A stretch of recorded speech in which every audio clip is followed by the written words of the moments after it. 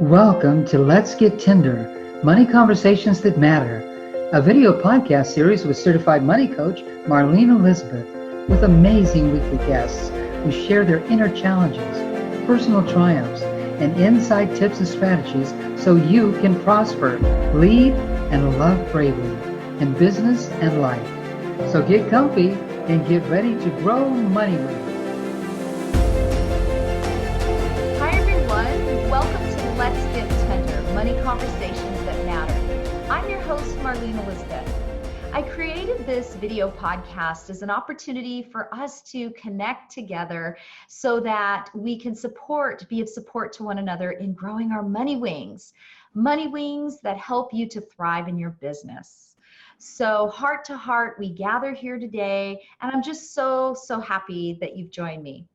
Now, before we get started with our beautiful guest that we have today, I would like for you to pull out your calendar and save a date, because there's a very powerful online global summit that's about to take place, and I would love for you to join us.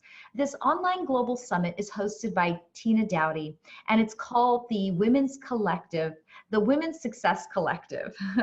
And this is an online summit where you will be able to meet and learn from at least 16 female entrepreneurs so that you can gain confidence, clarity, and the mindset to grow a business that you love. So this online summit will start April 30th and it will continue on till May 8th. In order to join, all you have to do is go to thewomenssuccesscollective.com/Marlene Elizabeth. So that's the womenssuccesscollective.com/Marlene Elizabeth. And I'm just so honored to be part of this esteemed group of women. So I hope that you join us. Now, on to our very special guest today. So I would love for you to please join me in welcoming Miss Dr. Vernita Black. Welcome to the show, Dr. Vernita. Oh, thank you. I'm so happy to be here today. Thank you for inviting me. Me too. It is such an honor to have you join me today and to share a money conversation. But before we get started, I would like to share just a little bit about you, Dr. Vernita. So Dr. Black is a veteran who retired after serving 21 years in the United States Navy. During her time in the military, Dr. Black earned her doctorate in education counseling psychology. Her newly released book, The Invisible Wounds of Stress, Inside and Out, are from the physical, emotional, and spiritual wounds that affected her while serving in the military.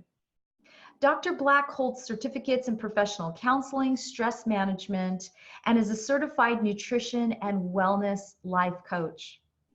Dr. Black discovered through faith, hope, peace, and happiness that all things are possible in the midst of it all, including unfolding your financial potential. I added that piece. So thank you again, Dr. Vernita, for joining us. You're welcome. So to get started, I would just love for you to share, what is your first memory of money? Oh, wow, that's a very good question. Actually, I have several, but the one that comes to mind is I was working on a civilian job. I'm military, so I say civilian. I was working on a civilian job for approximately 9 years, and I decided to join the military. And financially, it was an eye-opener for me, because when I decided to join the military, my finance, it dropped in half. So I had to learn how to adjust to the decrease in my financial situation when I joined the military. And I had to do a lot of research and a lot of things to figure that out. So financially, that was my first actual earliest memories of money. And you joined the military quite young in your life, yes? Well, actually, I was in my 20s when I first joined the military, and I was already established on my job. And then once I decided to join the military, there were a lot of adjustments that I had to make financially. And you had shared a little bit before we had gotten on the call that you became a homeowner very early in life, yes? Oh, absolutely. At the age of 21, I bought my first home at the age of 21, and I was single. Yes. So you bought your own home. And so was this before you actually joined the military? Yes, I bought my home first, and then I joined the military shortly after that. Wow, wow. So in joining the military and then having to kind of deal with this gap in your income, going from making a certain wage and then getting used to making less money. Um, how did that go for you? Was that a challenge, or did you find that having less amount of money, you just had to get creative on how to spend what you had, or how did that Well, go? Well, actually, it was an adjustment that I had to make for myself. It was a challenge, absolutely. But I realized that I had to do things differently. I had to change everything that I was doing before I joined the military. I had just bought a brand new car. Before I joined, I had a car payment. So I had to write down everything, figure it out. So what I did, I decided, I'm like, okay, I'm going to be making this amount of money. The car's not going to be important. So I just sold the car to eliminate that financial obligation, So I just did that, and I just say I'll just get another car another time. So I just readjusted all my finances and my bills and everything that I had to work with what I had. So that's what I decided to do. I wasn't no longer utilizing the finances that I had being in the civilian sector going into the military. I had to readjust completely. And I was Mm. cutting back on a lot of different things, but I was okay. I was still, doing okay. I just had to adjust temporarily. That's how I looked at it, just temporarily. This is a temporary moment, so I'm gonna do this, and that's what I did. You know, this is really, I love the way that you handled this situation. To me, it really shows your money wings. And by that, I mean that in our life, we can plan to have a certain amount of money or, and have that amount of money, but life happens. And sometimes Yeah, the decisions we make, right, causes our finances to go up and down. But you adjusted, you didn't allow the finances to be in control. You stayed in control of the situation by adjusting, changing your decisions, and that's powerful. That's a really powerful way to approach money. yeah. I just adjusted my financial habits according to what I had at that particular moment, and I'm a firm believer that if I had it before, I can get it again. So I just readjusted, and then I'm like, oh, I'll get it back plus more. That's the way I looked at it. It was, material things. I can get another car, so I just had to readjust financially pretty much. I love it. That is a powerful mindset right there, knowing that you have the power to create it again, Yes. and that this is just temporary, and that, yeah, that's so powerful. Yeah. So let me ask you, Dr. Vernita, so in terms of challenging beliefs, limiting beliefs that sometimes creep in when we're, trying to reach our financial goals. Do you have one or two limiting beliefs that you can share that you've, that have been a struggle for you? Well, actually, to continue on with what I just explained to you about my financial adjustments, once I did join the military and my income had decreased, and I learned how to work with that accordingly, um, then life situations happen, which it did. I end up getting sick after 20 years of the military. Being in the military, I ended up getting sick, and I could no longer stay in the military based on my medical situations. So I was back to where I started. So I had to retire and release my duties from the military. And again, my income had decreased again because I had to get out. So I had to do the same thing over again. Here I am again. I'm like, okay, got to readjust again, because medically I just could no longer continue. So therefore, my income, shifted somewhat again, and I had to readjust. So it was very stressful for me, with the medical situations that I had incurred while being in the military for 20 years at the time. And so I found myself readjusting again, yet again, financially. So I imagine in that situation, I can imagine that maybe self-doubt can maybe start creeping in where, when our physical situation changes, we can maybe doubt that we can still generate the same amount of income because of our physical circumstances, right? Did that Oh, ever kind of creep in for you? oh, absolutely. That being healthy all the time, and then all of a sudden that you just get sick all of a sudden and you can no longer continue on with your duties is very, very stressful. And I had to not only adjust financially again, but mentally, medically, spiritually, all of that, all the above, I had to adjust. It was very stressful. But again, like I said before, I just go with it, and I just knew that that was temporary as well, and that I would continue on. And when you talk about physical challenges, I mean, these are very real physical challenges, right? These can oftentimes even overwhelm even the strongest person, right? I Oh, mean, absolutely. I had no, before that, had no medical situations prior to this. And then all of a sudden, I had like maybe 7 to 8 back to back major medical surgeries, which contributed to a lot of anxiety and stress and depression and things of that nature. And that's in my book entitled The Invisible Wounds of Stress Inside and Out, because, people go through things on the inside and outside, mentally and physically. Yes, absolutely. and I'm sure you've probably shared some of this in your book, but could you maybe share with us what were some of then the brave steps that you took to overcome or even just kind of, yes, manage this doubt that was creeping in, that started to creep in about how this would impact your finances? Well, it was a challenge for that as well, but I'm a go-getter. I have to keep going regardless to what happens.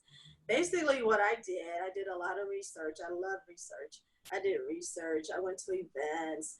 I talked to people that had financial intelligence so that I can get the support that I needed to continue on with my financial situations. And I just did that every day until it helped me, and it helped me a lot. And I read books, I went to events, I had seminars, I did so many different things. I didn't let anything stop me. I would just continue on regardless. Yes. So, because a big part of being able to unfold our financial potential is being able to reach out for support, right? I mean, we, as strong, independent women, and especially you, I honor you and admire you and respect you so much as a woman in the military. So it's kind of hard sometimes to reach out for support, but you did. You went, like you said, Yeah. whether it was reaching out for a book or joining conferences, learning, right? It requires um, that that ability to receive the support we need. Oh, absolutely. It's being in the military. We're taught to, be strong, to continue, not to give up. But you have to, you need the support, the positive energy, and that's what I always look for. I just found the right person or the right people, I should say, that had the positive energy, the positive thought process that could potentially help me to move in the direction that I need to go in financially, physically, mentally, or whatever. I did that. It's challenging though to find the right person that's on the same path that you're going, but I was able to do so in most cases. Yes, I couldn't agree more. That is so key, that when we are trying um, to reach a higher level, to up level, whether it's in any area of our life, but in this case, we're talking about finances, it is so key to have other people around us that share those common goals and those common dreams, because sometimes if we're around naysayers, it can really impact us along the journey. Yes. And I always like to recommend that, I mean, because we can't always necessarily we wouldn't want to cut those people out of our life entirely. Sometimes these are people that are very close to us, but what we can do is we can increase the positivity in our life, right? Oh, Um, absolutely. I didn't cut people off that didn't have the financial intelligence. As a matter of fact, what I learned, I tried to share with, other people that did not have that financial intelligence. So what I learned, I just shared it with others that didn't know. Yeah, that's what I absolutely admire that also in you, Dr. Vernita, is that as you lift yourself up to a higher level, you also bring others along with you. I know you've shared some of that, whether it's family members or friends, you share what you've learned. And I would also add that, would you say that faith also played a role in you being able to transcend some of the physical challenges you've experienced? Oh, absolutely. That is one of my favorite words in the world is faith. Faith or is something that I hold on dearly and tight as it can be, because that's what's gotten me to this point all along. From the beginning, when I first joined, when I got out, even now, I mean, faith has really, really brought me a long way, and it's going to continue to do that and as I move forward. Yes, and I believe that, some of us have that really strong gift of faith, and then others of us struggle, and we're not so sure, right? But Yeah. when we are able to, it's okay. I find that it's okay to sometimes be wobbly and shaky in our faith, but again, by being able to be around others like yourself who have that solid strength, that solid faith, we absorb it, right? We tell, we can feel that person's confidence, knowing, bottom line, that we're not alone, that Oh, almost like the universe has our back, right? oh, absolutely. Like I said, faith is something that I hold on tightly. And the thing that I did learn that faith has helped me is because initially, I thought that I had to be perfect as far as where I was or where I am financially. And I had to hurry up and do it, hurry up and do it, hurry up and do it. So I took a step back and just let faith take over and to guide me in the direction that I needed to go to get to that point that I needed to be financially. And it always goes right back to faith. Yes, yes, absolutely. And when we talk about faith as it intersects with financial freedom, I always like to say that there's no place like financial freedom, which comes kind of from that the movie The Wizard of Oz. There's no place like home, because I do believe that really our true place, our true home, as God meant it to be for us, is to have the freedom to create the desires that the Spirit places in our heart, because they're usually for a greater good. So I love that you cling to your faith and that it's helped you to just keep going, because you inspire so many. And so, Dr. Black, what would you say? Because you are a female entrepreneur. You're an authorpreneur. You're a speaker. You're a life coach. So you've had some time in business outside of your military years, yes? Yes, I've had some time as an entrepreneur. I'm still working at it. I'm still moving forward towards that direction that I want to take. I don't rush it. I don't use perfection with it. I just do the best that I can, and I just keep moving forward in this realm that I really like, which is counseling, psychology, finance, all of that. Yes. So what would you say are some lessons that you've learned being an entrepreneur that you can apply to your relationship to money? Oh, some of the lessons I learned, I kind of mentioned it earlier, is to not rush myself. Go forward. Take one step at a time and all of that. But I'm not in a hurry. Take my time. Listen to people. Get support from people. And then one of the biggest things is that understanding what money is all about. That's one thing that I learned, is understanding money and how it works. Take steps to create your money. Like, I have steps, like take care of yourself. You put some money aside for yourself. You pay all your bills on time. You save money for a rainy day. You save money for emergencies. Things like that is very, very important. And it's very, very helpful now and down the road. Yes, yes, yes, yes. I couldn't agree more. And when we're talking about, because you bring up the fact of taking your time, right? And I know Yes. that when I share this concept with my clients, I'm always saying, shifting and growing our money wings is we do that, but we do it one brave feather at a time. Because truly, in order for Yes. us to shift from a limiting belief around money or a habit, a pattern, a belief that's really prevented us from unfolding our financial potential. It takes courage to shift that into a new way of being because it's not comfortable. It's unfamiliar territory. And so Yes. if we want to be successful, we must take our time. We must do it one little brave feather, one brave step at a time, because we almost have to let our brain catch up with the fact that we're safe. It's going to be okay by making new choices. We're going to be okay and it's going to be safe. And then with that, we can succeed in achieving our financial goals and dreams.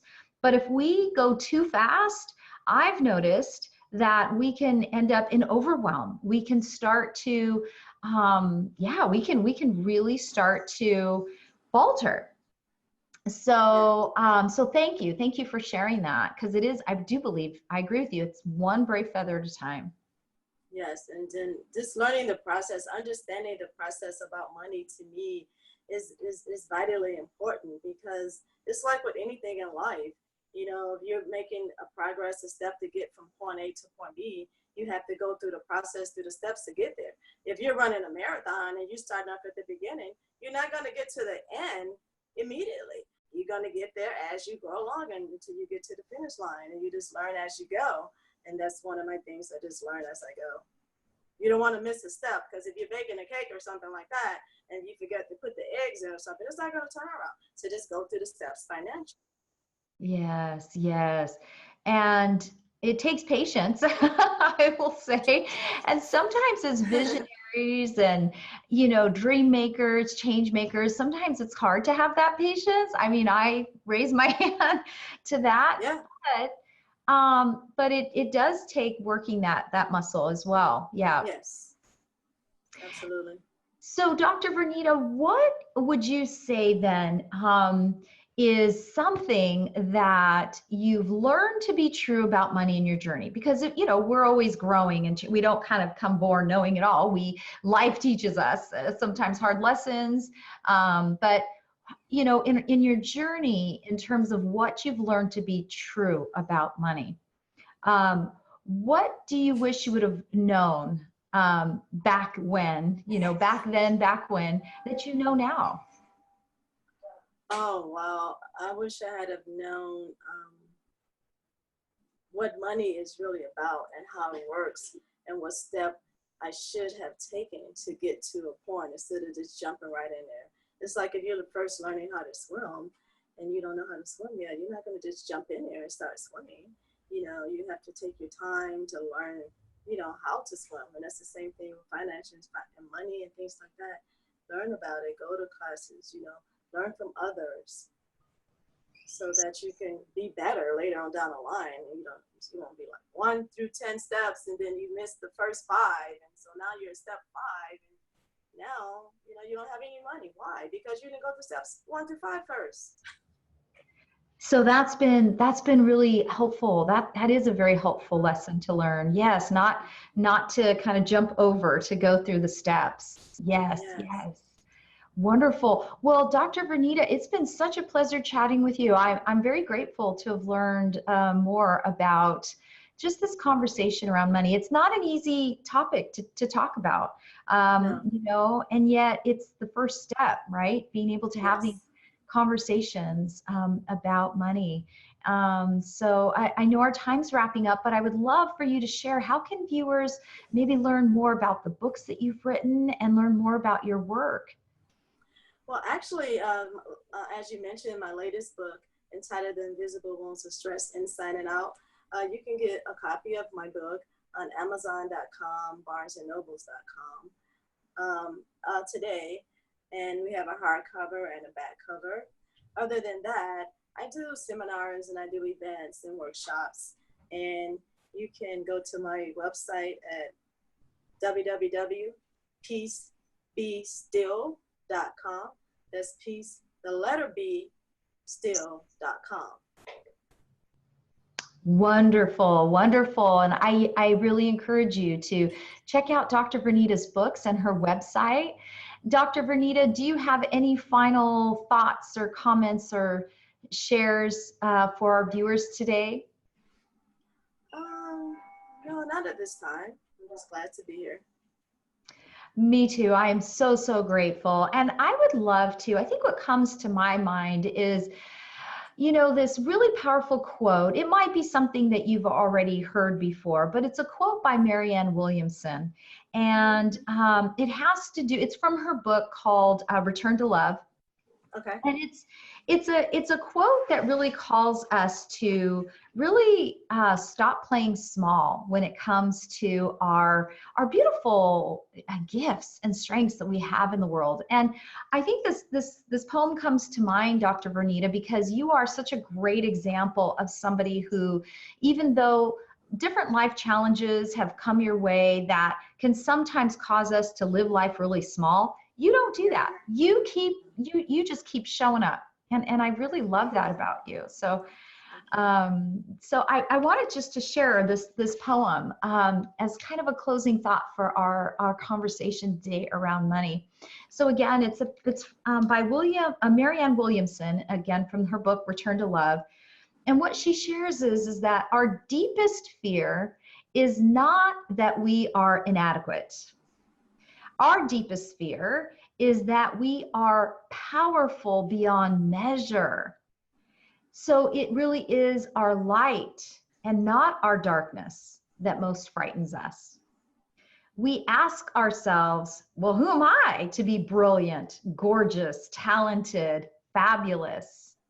But actually, who are you not to be? You are a child of God. Your playing small does not serve the world. There is nothing enlightened about shrinking so that other people won't feel insecure around you. We are all meant to shine as children do. We were born to make manifest the glory of God that is within us. It's not just in some of us, it's in everyone. And as we let our own light shine, we unconsciously give other people permission to do the same. As we are liberated from our own fear, our presence automatically liberates others. And I just find that this quote is something that we can apply to our relationship with money, especially as women. Because by being able to play at a higher level when it comes to money, it really helps us to unfold all kinds of possibilities for not just our life, our family, our children, our spouse, but for the world around us. And so with that, again, I just want to thank you, Dr. Vernita, for joining me today. And I really look forward to continuing this conversation next week. Thank you, Dr. Vernita. You're welcome. Thank you.